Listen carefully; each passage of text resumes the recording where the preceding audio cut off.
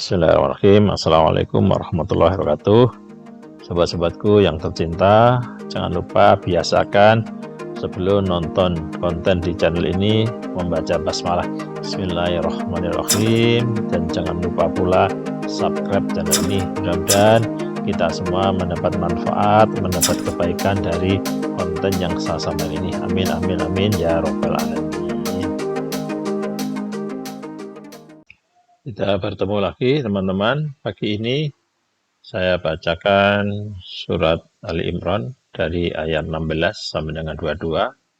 Seperti biasanya saya bacakan ayatnya, arti perkata, terjemah, sebabun nuzul, tafsir, dan kasanah pengetahuan yang dikandung di dalam ayat 16 sampai 22 secara intinya yaitu balasan terhadap orang yang membunuh nabi-nabi Allah. Semoga kita termasuk khairukum man ta'allama Qur'an wa 'allamahu, yaitu sebaik-baik kalian adalah orang yang mempelajari Al-Qur'an dan mengajarkannya. Hadis riwayat Bukhari nomor 5027. Amin amin ya rabbal alamin. A'udzu billahi minasyaitonir rajim. Bismillahirrahmanirrahim. الذين يقولون ربنا إننا آمنا فاغفر لنا ذنوبنا وقنا عذاب النار. Alladzina, orang-orang banyak, yaquluna yang mengatakan, maksudnya yang berdoa di dunia ini, Rabbana, wahai Tuhan kami, innana, sesungguhnya kami, amanna, kami telah beriman, maksudnya beriman kepadamu dan Rasulmu. Faghfir lana, maka ampunilah kami, atau karenanya ampunilah kami, dzunubana, dosa-dosa kami, baik yang kami lakukan pada masa jaliyah maupun pasca jaliyah. Waqina, dan lindungilah kami, azabannar, dari siksa api neraka, yakni hindarkanlah kami dari azab neraka. Terjemah ayat 16, yaitu orang-orang yang berdoa, ya Tuhan kami benar-benar beriman, maka ampunilah dosa-dosa kami dan lindungilah kami dari azab neraka. As-sabirina was-sadiqina wal-qanitina wal-munfikina wal-mustaghfirina bil askar. As-sabirina, orang-orang yang bersabar dalam menunaikan segala kewajiban yang diemban dari Allah, seraya menjauhi segala kemaksiatan. Ada juga yang berpendapat orang-orang yang bersabar dalam menjauhi segala dosa. Wassadiqina, dan orang-orang yang benar dalam keimanan mereka. Wal qanitina, dan orang-orang yang taat kepada Allah dan Rasulnya. Wal munfikina, dan orang-orang yang menginfakkan hartanya di jalan Allah Ta'ala, berinfak fisabilillah. Wal mustaghfirina, dan orang-orang yang memohon ampunan, yakni orang-orang yang sholat bil askar, di waktu sahur atau di waktu pagi, yakni sholat sunnah. Kemudian Allah Ta'ala berfirman mengesahkan dirinya pada ayat 18 nanti. Terjemah ayat 17, juga orang yang sabar, orang yang benar, orang yang taat, orang yang menginfakkan hartanya, dan orang yang memohon ampunan pada waktu sebelum fajar. Sayyidallahu annahu la ilaha illa huwa wal malaikatu wa ulul ilmi qa'iman bil qist. La ilaha illa huwal azizul hakim. Sayyidallahu, Allah menyatakan, kendati tidak ada seorang pun yang menyatakan atau Allah bersaksi, annahu, bahwasanya, la ilaha, tiada Tuhan yang patut diibadahi atau yang paling berhak diibadahi, illallah, kecuali dia atau selain dia. Wal malaikatu, dan para malaikat, maksudnya malaikat juga mengatakan hal yang seperti itu. Wa ulul ilmi, dan orang-orang yang berilmu, yakni para nabi dan kaum muslimin juga menyatakan hal yang sama. Imam Bilqis, yang senantiasa menegakkan keadilan. La ilaha illa huwa, tiada Tuhan yang patut diibadahi atau paling layak diibadahi kecuali dia. Azizun, yang perkasa menimpakan hukuman kepada orang-orang yang enggan beriman kepadanya. Al-Hakim, lagi maha bijaksana, yakni menyuruh agar beribadah hanya kepadanya semata. Terjemah ayat 18, Allah menyatakan, bahwa tidak ada Tuhan selain Dia. Demikian pula para malaikat dan orang-orang berilmu yang menegakkan keadilan.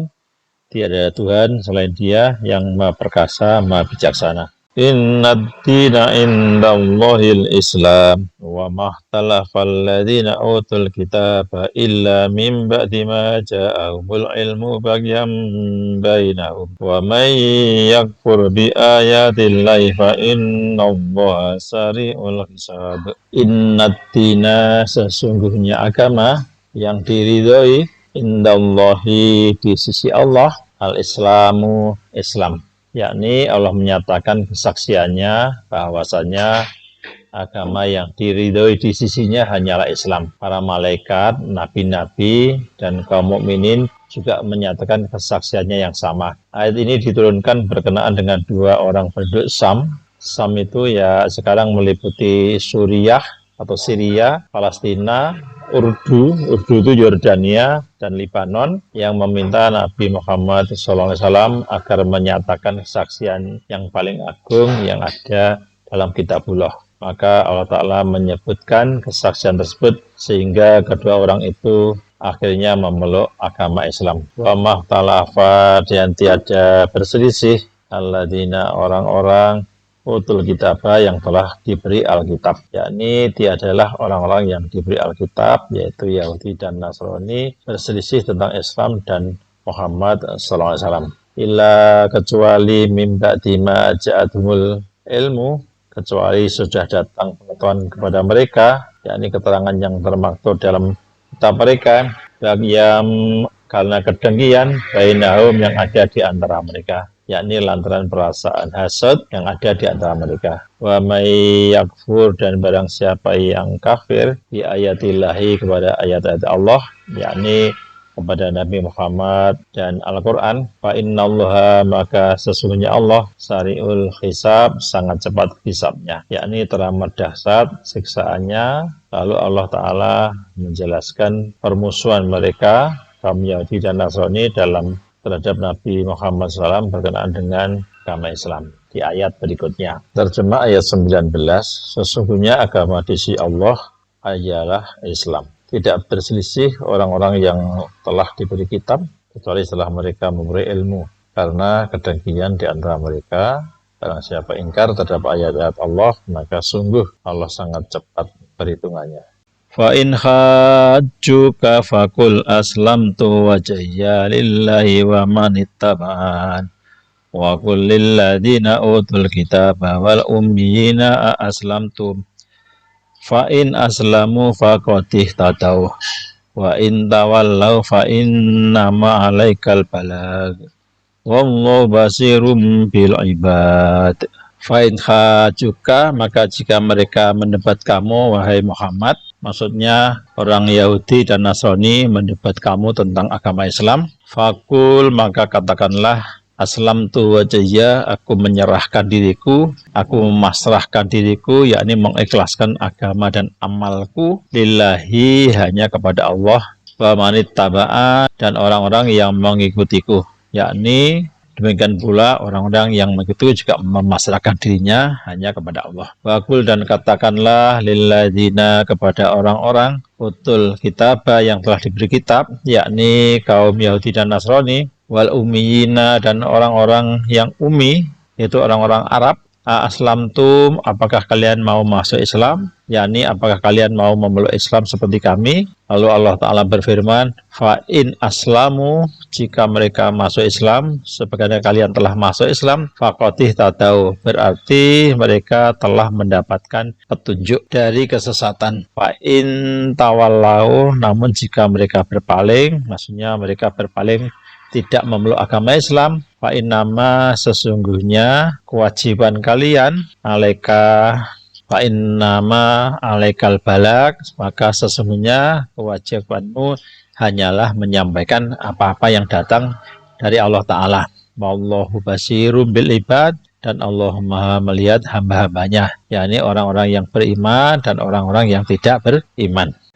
Terjemah ayat 20. Kemudian jika mereka membantah engkau Muhammad, katakanlah, aku berserah diri kepada Allah, dan demikian pula orang-orang yang mengikutiku. Dan katakanlah kepada orang-orang yang telah diberi kitab dan kepada orang-orang yang buta huruf, sudahkah kamu masuk Islam? Jika mereka masuk Islam, berarti mereka telah mendapatkan petunjuk. Tetapi jika mereka berpaling, maka kewajibanmu hanyalah menyampaikan, dan Allah Maha melihat hamba-hambanya. Ummi atau buta huruf ialah orang yang tidak tahu baca tulis. Menurut sebagian mufasir, yang dimaksud dengan ummi ialah orang musyrik Arab yang tidak tahu baca tulis. Menurut sebagian yang lain ialah orang-orang yang tidak diberi Alkitab. Innalladzina yakfuruna bi ayatillahi wa yaqtuluna an-nabiyyina bighairi haqq wa yaqtuluna alladzina ya'muruna bil qisti minan nas wabasyirhum bi'adzabin alim. Innalladzina, sesungguhnya orang-orang yang furu, yang ingkar atau yang kafir di ayatillahi, kepada ayat-ayat Allah, yaitu ingkar kepada Nabi Muhammad SAW dan Al-Quran. Wa yaqtuluna, dan mereka membunuh nabinya, para nabi, yakni orang-orang yang menjadikan leluhur mereka yang telah membunuh para nabi sebagai panutan, bighairi, tanpa alasan, hakin, yang dapat dibenarkan, yakni tanpa kesalahan apapun para nabi itu dibunuh. Wa yaqtuluna, dan mereka membunuh alladzina ya'muruna, orang-orang yang menyuruh bilqi, untuk berbuat adil, yakni membunuh orang-orang yang menyuruh agar orang lain bertauhid, minan nasi, di antara manusia, yakni orang-orang beriman kepada para nabi. Wabasirhum, maka engkau sampaikanlah kabar gembira kepada mereka bi'adzabin alim, dengan siksa yang pedih, yakni yang teramat menyakitkan, yang sakitnya terkonsentrasi di dalam hati. Terjemah ayat 21, sesungguhnya orang-orang yang mengingkari ayat-ayat Allah dan membunuh para nabi tanpa hak, maksudnya alasan yang benar, dan membunuh orang-orang yang menyuruh manusia berbuat adil, sampaikanlah kepada mereka kabar gembira, yaitu adab yang pedih.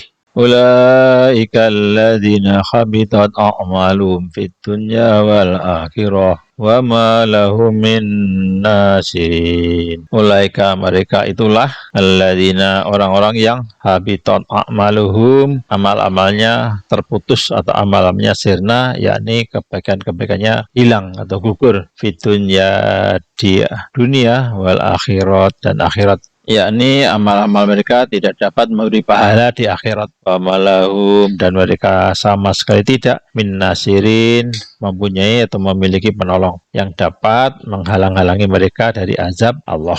Terjemah ayat 22, mereka itulah orang-orang yang sia-sia pekerjaannya di dunia dan di akhirat, dan mereka tidak memperoleh penolong. Munasabah ayat, balasan terhadap orang yang membunuh nabi-nabi. Pada ayat-ayat yang lalu dijelaskan kesalahan para pemuka Yahudi yang mendustakan ajaran agama mereka dan tidak mau menerima agama Islam. Sikap ini kemudian diikuti oleh keturunan mereka yang hidup pada zaman Nabi Muhammad SAW. Pada ayat-ayat ini dikemukakan kesalahan-kesalahan mereka, yakni telah melakukan pembunuhan terhadap para nabi serta orang yang menegakkan keadilan tanpa alasan yang benar, seperti pembunuhan atas diri Nabi Zakaria dan Yahya alaihissalam. Membunuh para nabi rupanya sudah menjadi kebiasaan bagi mereka, sebagaimana telah diceritakan dalam kitab suci mereka. Surat Al-Imran ayat 21 sampai dengan 22. Asbabun nuzul, surat Al-Imran ayat 21. Al-Mubarid berkata, ayat ini turun berkenaan dengan seruan Rasulullah SAW kepada Bani Israel yang mengingatkan bahwa orang-orang dari Bani Israel ketika diperintahkan untuk beriman kepada agama yang benar, menolak, bahkan membunuh para rasul mereka. Dengan demikian Allah mengancam dengan siksaan yang pedih. Doa dalam Al-Quran, surat Al-Imran ayat 16, doa ampunan dan keselamatan. Ayat ini mengandung doa yang biasa dilakukan orang-orang yang bertakwa, yaitu doa mohon ampunan karena iman dan diselamatkan dari neraka. Doa mereka adalah Rabbana innana amana faghfir lana dzunubana wa qina adzabannar. Dalam ayat ini Allah SWT menegaskan bahwa orang-orang yang akan mendapatkan kenikmatan sebagaimana disebutkan dalam ayat sebelumnya adalah orang yang selalu bersabar menerima berbagai cobaan dari Allah SWT. Jujur, menaati syariatnya, tawadhu, memanjatkan doa dalam tahajud, dan memperbanyak istighfar ketika sahur atau ketika pagi. Tanah pengetahuan, surat Al-Imran, ayat 21, doktrin pagan yang disisipkan ke dalam Taurat. Penting untuk dicermati bahwa dosa-dosa kaum Yahudi yang ingkar seringkali diceritakan di dalam kitab suci Yahudi sendiri. Perjanjian Lama, di dalam kitab Nehemia, sebentuk kitab sejarah di dalam Perjanjian Lama, mengakui dosa mereka dan menyesal. Keturunan orang Israel memisahkan diri dari semua orang asing, lalu berdiri di tempatnya dan mengaku dosa mereka dan kesalahan nenek moyang mereka. Sementara mereka berdiri di tempat dibacakan bagian-bagian daripada kitab Taurat. Dibacakan bagian-bagian daripada kitab Taurat Tuhan Allah mereka selama seperempat hari. Sedang seperempat hari lagi mereka mengucapkan pengakuan dan sujud menyembah kepada Tuhan Allah mereka. Harun Yahya, Ancaman Global Beriman Sori 2000. Hadis sahih yang berkaitan dengan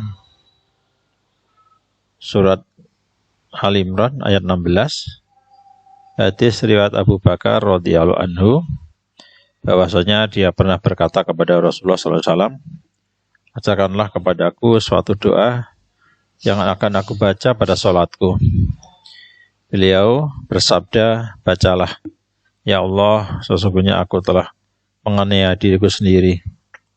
Suatu penganiayaan yang cukup besar menurut Qutaibah, penganiayaan yang banyak dan tidak ada yang dapat mengampuni dosa-dosa selain Engkau.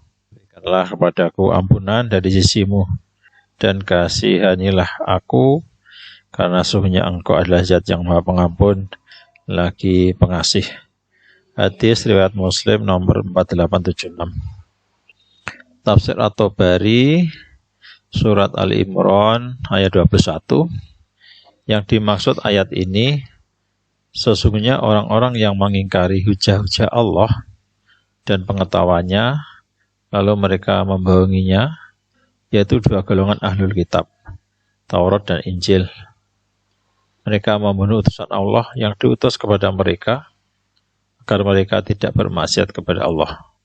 Padahal sudah diperingatkan dalam kitab mereka, Rasul-Rasul itu seperti Nabi Zakaria dan anaknya, Nabi Yahya, dan kepada nabi-nabi yang mengalami hal serupa. Mereka juga membunuh orang-orang yang menyuruh manusia berbuat adil. Kabarkanlah bahwa mereka akan memperoleh siksa yang amat menyakitkan. Muhammad bin Ja'far bin Zubair berkata, kemudian ahlul kitab berkumpul dan mereka mengatakan hal yang dibuat-buat. Mereka adalah dari golongan Yahudi dan Nasrani. Maka turunlah ayat ini sampai firman-Nya ayat 26. Wahai Tuhan, pemilik kekuasaan, Engkau berikan kekuasaan kepada siapapun yang Engkau kehendaki. Diriwayatkan dari Ma'qil bin Abu Miskin tentang firman Allah, dan membunuh para nabi tanpa hak, maksudnya alasan yang benar, dan membunuh orang-orang yang menyuruh manusia berbuat adil.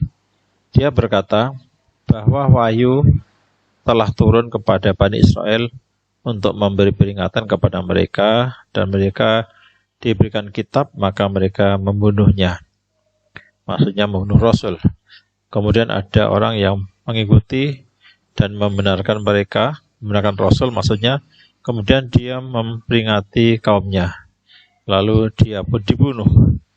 Mereka itu orang-orang yang menyuruh manusia berbuat adil. Tafsir At-Tabari jilid 5 terbitan tahun 2001 halaman 288 sampai dengan 292.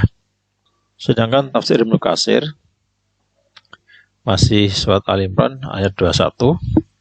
Dalam ayat ini Allah SWT mencela dan melanat perbuatan orang-orang Yahudi karena kesombongan mereka mengingkari risalah yang dibawa para nabi. Hal itu dilakukan karena mereka menganggap risalah itu hanyalah kebohongan. Mereka merasa apa yang mereka yakini merupakan kebenaran akhir. Itulah kesombongan yang mengantar mereka kepada kesesatan. Mereka pun semakin tenggelam dalam keangkuhan. Karena itu Rasulullah SAW memberikan peringatan keras kepada umat Islam agar tidak bersikap sombong seperti orang Yahudi. Beliau menegaskan orang yang dalam hatinya terdapat sikap sombong tidak akan masuk surga.